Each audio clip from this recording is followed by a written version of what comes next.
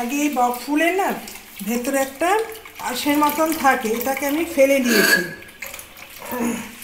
আর এখানে আমি এগুলো আমি দেখো কিভাবে বক ফুল এই পাশটা খুলে আসে কিন্তু পিছন পাটটা খোলা হয় না। এখানে হাত দিয়ে দেখবে একটা মোটা শিরার মতন আছে, এই শিরাটাকে আমি কী করতে হবে, এটাকে ফাঁক করলেই এই জিনিসটা বেরিয়ে আসবে, মোটা শিরাটা।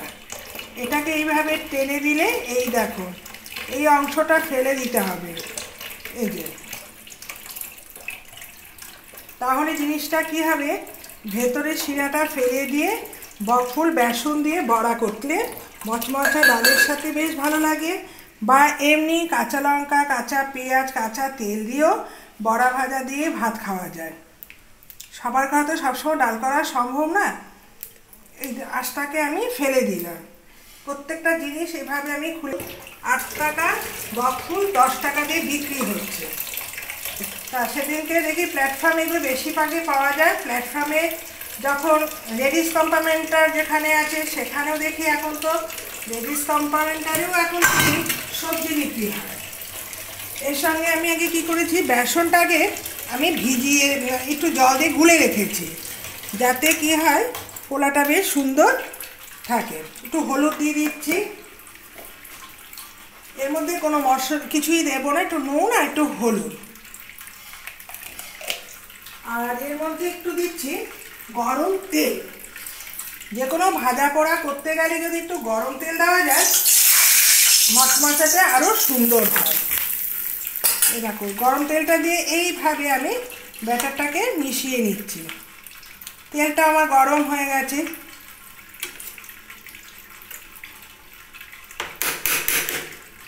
এখানে আমি রেখে দিলাম। এবার বকফুলটা যেহেতু এটা এইভাবে তেলের মধ্যে ডুবো ডুবো করে নিয়ে তেলে ভেজে দিলাম। বকফুলের বড়াটা দারুণ লাগে, আর তেলে দিলে পাহাড়ে কি সুন্দর ফুলে যাচ্ছে।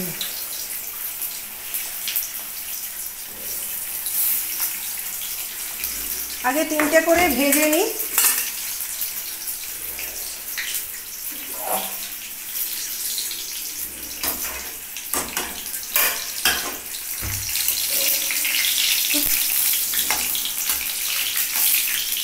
বকফুলের বড়াটা দেখবে প্ল্যাটফর্মে না আর প্লাস্টিকে করে কেন দেয়, তোমার বাড়িতে এনে দেখি কি পচা পচা হয়ে যায়। দেখে আমি ভালো, তখন যে ওখানে বললাম দাদা আপনি তো নিয়ে এলাম, ভেতরটা বলছে যে ঘাম হলে পচে যায়, আর বকফুল কিন্তু বেশি দিন রাখা যায় না। হ্যাঁ, আমারই ভুল হয়েছে, কেন আমি না বাড়িতে 3 দিন রেখে দিয়েছি ফ্রিজে। আজ করব কাল করব, দেখেছো কি সুন্দর সুন্দর। কিন্তু এখন ডিপ ফ্রাই করবো না, খাওয়ার সময় করব।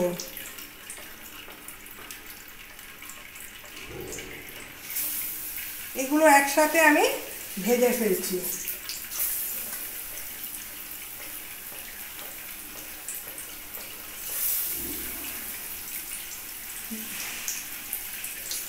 এত নরম, হাতে ধরলেই মানে খুলে আসে।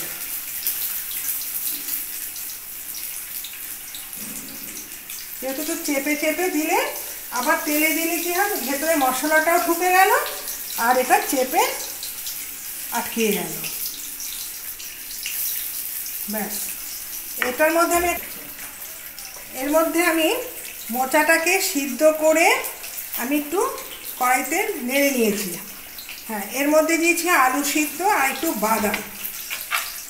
বড়াটার মধ্যে একটু বাদাম তোমরা গোটাও দিতে পারো, বা একটু এটা আলু সিদ্ধ দিয়ে আমি কড়াইতে একটু নাড়িয়ে নিয়েছি, যাতে ভেতরে মশলাটাও কাঁচা কাঁচা গন্ধ না আসে। একটু আমি দিয়ে নিলাম, আর একটু রেখে দিয়েছি।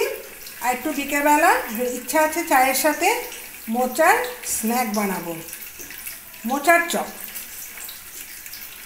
এই দেখো এখানে আমি ছোট্ট ছোট্ট বড়া শেপ করে মোচা বড়া করে ঝোল, এটা ছোট্ট ছোট্ট বড়া করে দেব। এতটা লাগবে না, তা একটু দিয়ে দিচ্ছি।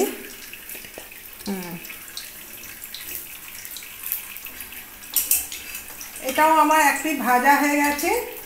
এই যে আরেক পিঠ ভাজতে আমি দিয়ে দিয়েছি। এবার খন্তার সাহায্যে এগুলো আমি সব করে দিলাম।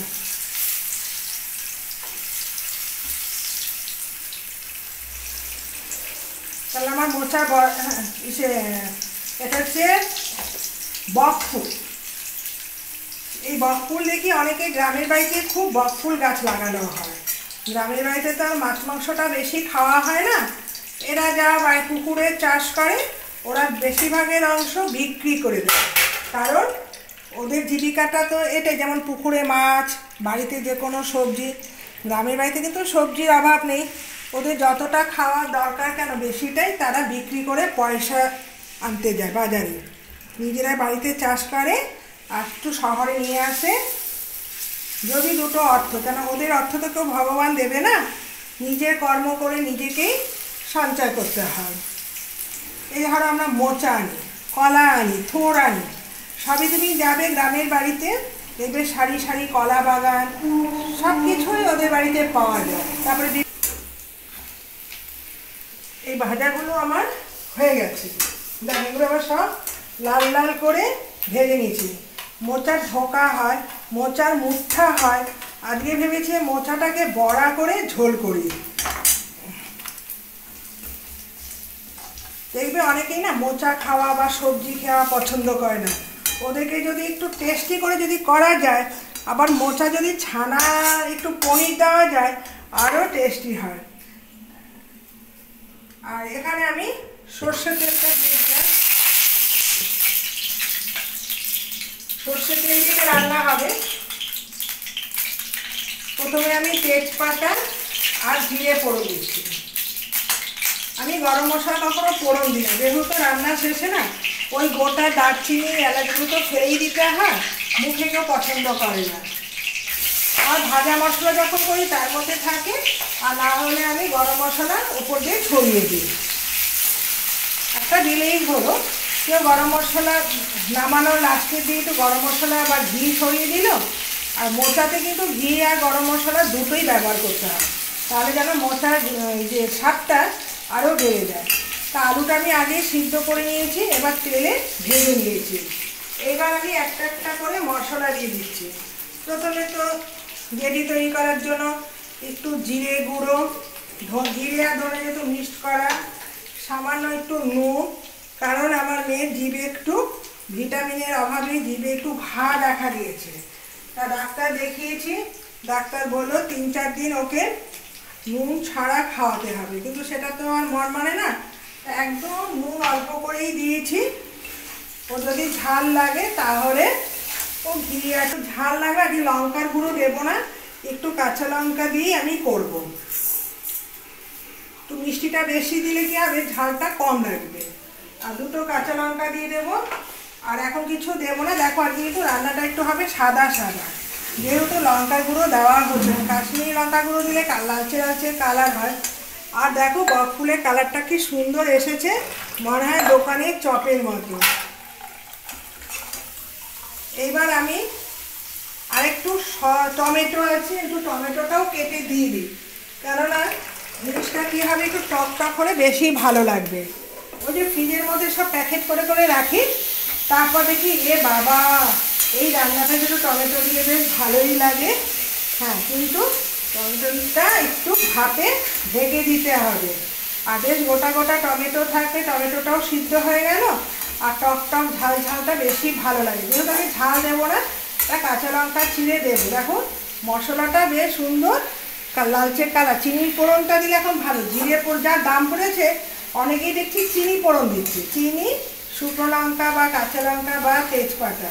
তা জিনিসটা আমি যেহেতু চিনিটা একটু বেশি দিয়েছি, দেখবে আমাদের স্বাস্থ্যের কথা মেনে যেটা আমাদের ভালো হয় সেভাবেই রান্নাটা করা উচিত।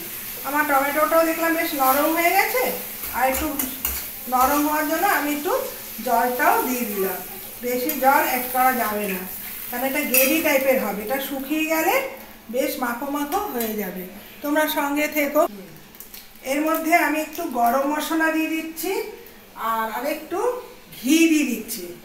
ঘিটা না দিলে না মোচার যে স্বাদ একদম আসবে না। এই দেখো মোচা স্বাদের জন্য লাগবে। এবার একটু ফুটে আসলে আমি এই বড়াটা ওপর দিয়ে দেব। তোমরা সঙ্গে থেকো।